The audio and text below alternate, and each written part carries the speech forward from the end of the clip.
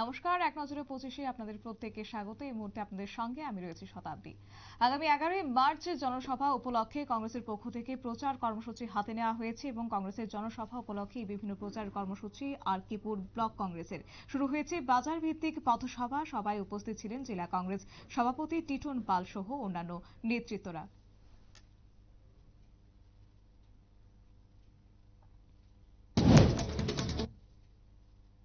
রামকৃষ্ণ পরমহংসদেবের 190তম জন্মতিথি উপলক্ষে সোনামুড়া রামকৃষ্ণ পাঠ্যচক্রে 3 দিন ব্যাপী নানান কর্মসূচি হাতে নেওয়া হয়েছে।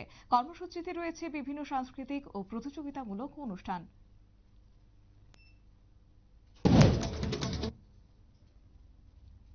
নালার জলে পড়ে মর্মান্তিক মৃত্যু 2 বছরের এক শিশুর। এমনই ঘটনা কৈলাসহর ইচকপুর গ্রাম পঞ্চায়েত এলাকায়।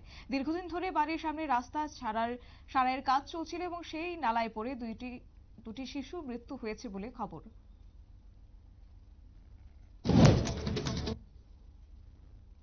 ধর্মনিরপেক্ষতার প্রশ্ন এবং তা নিয়ে এই মুহূর্তে জাতীয় নাগরিক পার্টির ঘোষণা আগেই পাঠ করা হয়েছে সমস্ত ধর্মীয় গ্রন্থ।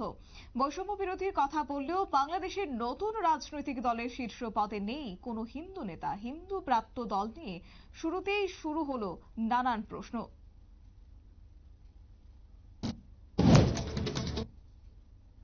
মণিপুরের প্রসঙ্গ যখন এবং তখনই লক্ষ্য করা যায় যে অস্ত্রের ঘটনা, কেননা তারই মণিপুরে অস্ত্র ফেরত দেওয়ার মেয়াদ আরো 1 সপ্তাহ বাড়ালেন রাজ্যপাল। 8 মার্চের পর থেকে কোনো আপোষ নয়। রাজ্য জুড়ে সন্ত্রাসবাদ বিরোধী অভিযান আরো তীব্র করার ইঙ্গিত দিল রাজ্যপাল।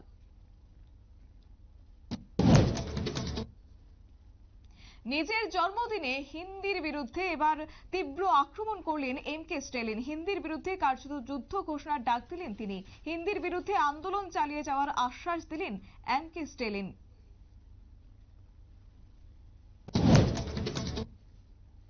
হিমাচলে ব্যাপক তুষারপাত এবং যার জেরে নাজেহাল জনজীবন। তারই মধ্যে ভূমিধসে বিধ্বস্ত হিমাচল প্রদেশ।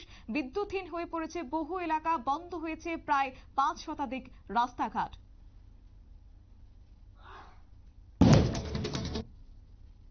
পাঞ্জাবের আম্বালা আদালত চত্বরে সাক্ষী দিতে আসা যুবকের উপর গুলি হামলা চালালো দুষ্কৃতীরা। ঘটনায় অল্পেতে প্রাণে বেঁচে যান সাক্ষী যুবক। অভিযুক্তদের খোঁজ করছে পুলিশ।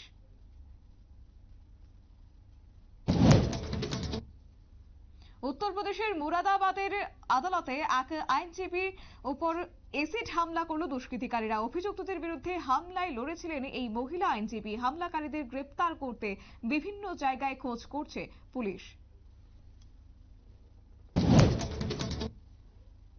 মেয়ে স্বপ্নাদেশ পেয়েছিল এবং তাই এই অন্ধবিশ্বাসে গুজরাটের দ্বারকার ভিড় বঞ্চন মহাদেব মন্দির থেকে শিবলিঙ্গ চুরি করে নিল এক পরিবার।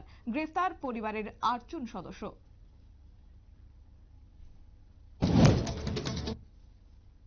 ভারতীয় বায়ুসেনার জন্য আরো 10টি C-295 বিমান বানাবে এয়ারবাস। মেক ইন ইন্ডিয়া কর্মসূচির অঙ্গ হিসেবে এয়ারবাসের সঙ্গে সহযোগিতা করবে Tata. Airbus defence and space এবং টাটা অ্যাডভান্সড সিস্টেম লিমিটেড মিলে যৌথভাবে তৈরি করবে এই 10টি C-295 বিমান।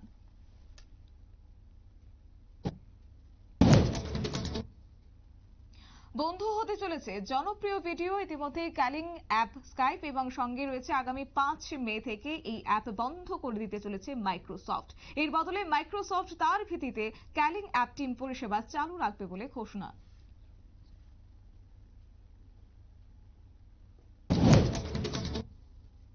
ভারতের শ্রম বাজারে বিরাট বৈষম্য এবং সেই চিত্র উঠে এলো ইন্ডাস ভ্যালি রিপোর্টে। বুম ভেঞ্চার্সের প্রকাশিত এই রিপোর্টে দেখা গেল দেশে মাত্র 22% লোক নিয়মিত বেতন পান। তাদের মধ্যে মাত্র 9% রয়েছে নিয়োগপত্র।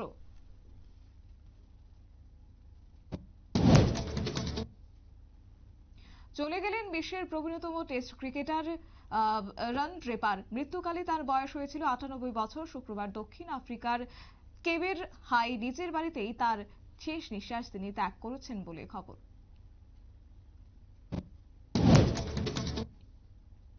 দিল্লিতে অনুপ্রবেশকারীদের চিহ্নিত করার ব্যবস্থা ইতিমধ্যে শুরু হয়ে গেছে এবং ব্যবস্থা নিতে নির্দেশ দিয়েছেন অমিত শাহ। বাংলাদেশি ও রোহিঙ্গাদের গোটা চক্রের বিরুদ্ধে ব্যবস্থা নিতে নির্দেশ দিলেন কেন্দ্রীয় স্বরাষ্ট্রমন্ত্রী। পাশাপাশি মাদক পাচার চক্রের বিরুদ্ধেও ব্যবস্থা নেওয়ার নির্দেশ দিয়েছেন কেন্দ্রীয় স্বরাষ্ট্রমন্ত্রী অমিত শাহ।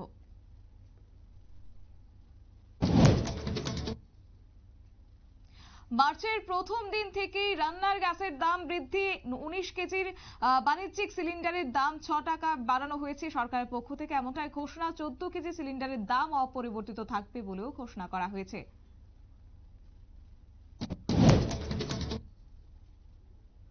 তেলেঙ্গানায় আটকে পড়া শ্রমিকদের কয়লা খনিতে আটকে রয়েছেন শ্রমিকরা এবং উদ্ধার কাজ চলছে। ট্যানেল বোরিং মেশিনের সাহায্যে চলছে খননের কাজ। উদ্ধার কাজে নিয়োজিত রয়েছেন ভারতীয় সেনা এবং নৌবাহিনীর 5 শতাধিক সদস্যদের একটি উদ্ধারকারী দল।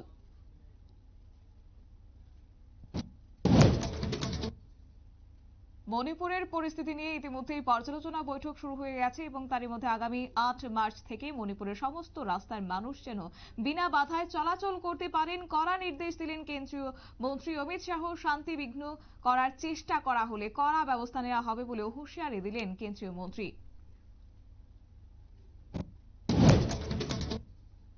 পুলিশি অভিযানে নিহত হলো আরো 2 মাওবাদী এবং সেই সঙ্গে শনিবার ছত্তিশগড়ের বস্তার ডিভিশনে সুকমা জেলায় পুলিশের সঙ্গে গুলির লড়াই নিহত হয়েছে এই 2 মাওবাদী। নিহতদের কোনো পরিচয় এই মুহূর্ত পর্যন্ত জানা যায়নি।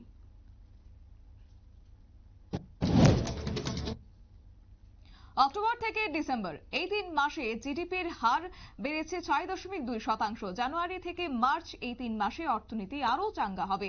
মহাকুম্ভকে কেন্দ্র করে দেশের অর্থনীতির চাঙ্গা হবে বলে আশ্বাস দিলেন অর্থমন্ত্রক।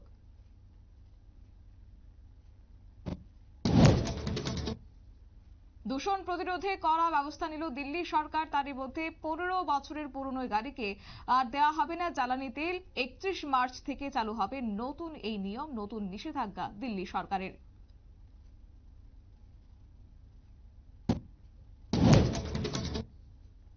বিচারক রুহি দাস পালকে শারীরিকভাবে নিগ্রহ করার অভিযোগে এই মুহূর্তে নিগ্রহ করার দায়ে আদালতে আত্মসমর্পণ করল 3 সিপিএম নেতা বাবুল দেবনাথ, তাপস দত্ত, ত্রিলোক সিনহা। সুপ্রিম কোর্টের নির্দেশে এই 3 সিপিএম নেতা বিলোনিয়া আদালতে আত্মসমর্পণ করেন শনিবার। 2015 সালে এক ধর্মঘটের কর্মসূচি পালন করতে গিয়ে বিচারকের সঙ্গে বিবাদে জড়িয়ে পড়েছিলেন এই 3 বাম নেতা।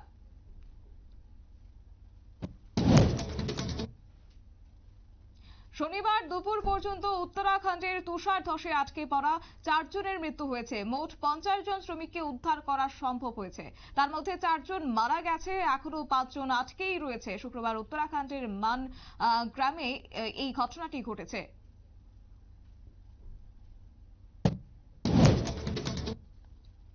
পাচারকালে গরু সহ 2 জন অভিযুক্তকে আটক করেছে শান্তির বাজার থানার পুলিশ। গাড়ি দুটি থেকে 22টি গরু উদ্ধার করা হয়েছে। ঘটনায় জড়িত কাউকে এই মুহূর্ত পর্যন্ত গ্রেফতার করা যায়নি।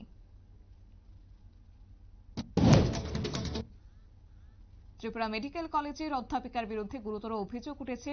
ব্যাপক দুর্নীতির অভিযোগ উঠল এবং সেই সঙ্গে তার বিরুদ্ধে উৎকোচ নিয়ে পড়ুয়াদের পাশ করিয়ে দেওয়ার অভিযোগের সত্যতার প্রমাণ পাওয়া গেল। বরখাস্ত করলেন অধ্যক্ষ ডক্টর অরিন্দম দত্ত। তদন্ত শুরু করেছে ক্রাইম ব্রাঞ্চ।